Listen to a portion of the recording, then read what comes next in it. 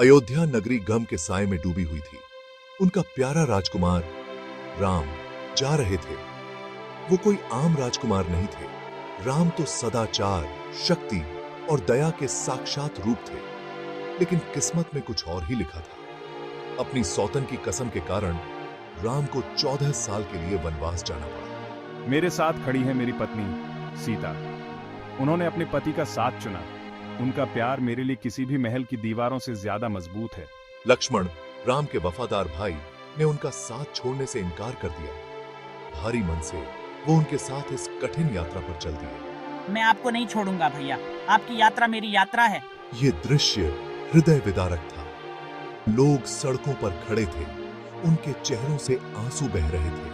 वो अपने प्रिय राजकुमार को जाते हुए नहीं देख सकते थे, लेकिन राम दृढ़ हृदय और शांत चेहरे के साथ अपने लोगों को सांत्वना दे रहे थे।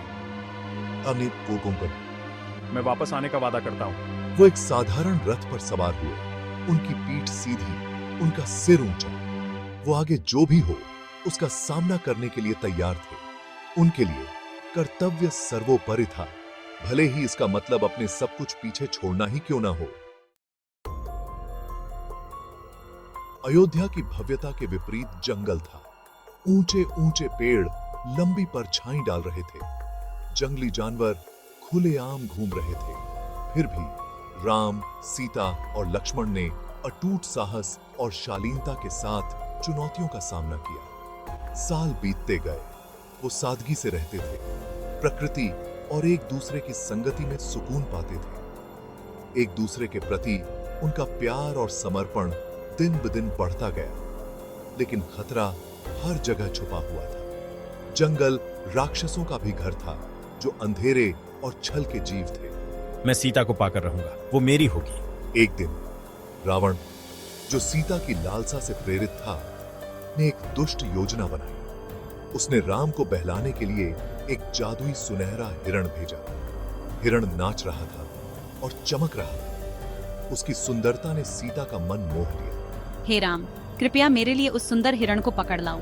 राम हमेशा एक प्यारे पति की तरह अपनी पत्नी की इच्छा को मना नहीं कर सके। मैं इसे तुम्हारे लिए लाऊंगा सीता। लक्ष्मण, यहीं रहो और उसकी रक्षा करो। वो उस मायावी हिरण का पीछा करते हुए चले गए। सीता को लक्ष्मण की सुरक्षा में छोड़कर। उन्हें क्या पता था कि ये उनकी सबसे बड़ी परीक्षा की शुरुआत थी। जैसे जैसे राम मायावी हिरण का पीछा करते हुए जंगल में गहराई में जाते गए, रावण ने मौका देखा। उसने खुद को एक बूढ़े साधु के वेश में छुपा लिया। वो सीता की कुटिया के पास पहुंचा। उसका दिल दुष्ट इरादों से भरा हुआ था। मुझे सीता का साथ नहीं छोड़ना चाहिए, लेकिन मदद के लिए वो चीखें, मैं उन्हें अनसुना नहीं कर सकता।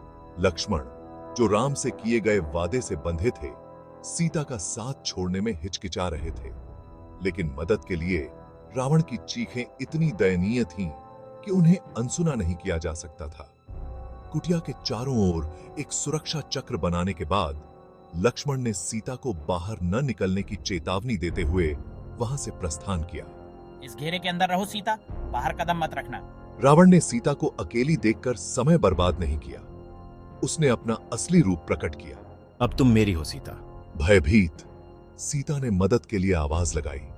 उसकी आवाज जंगल में गूंज उठी। तभी जटायु, एक नेक गिद्ध और राम का मित्र, उसकी चीखें सुनकर वहां आ पहुंचा। जटायु नीचे झपटा। उसके पंखों ने गड़गड़ाहट के साथ हवा को चीर दिया। पर बचाओ, कोई मेरी मदद करो। उसने रावण पर हमला कर दिया।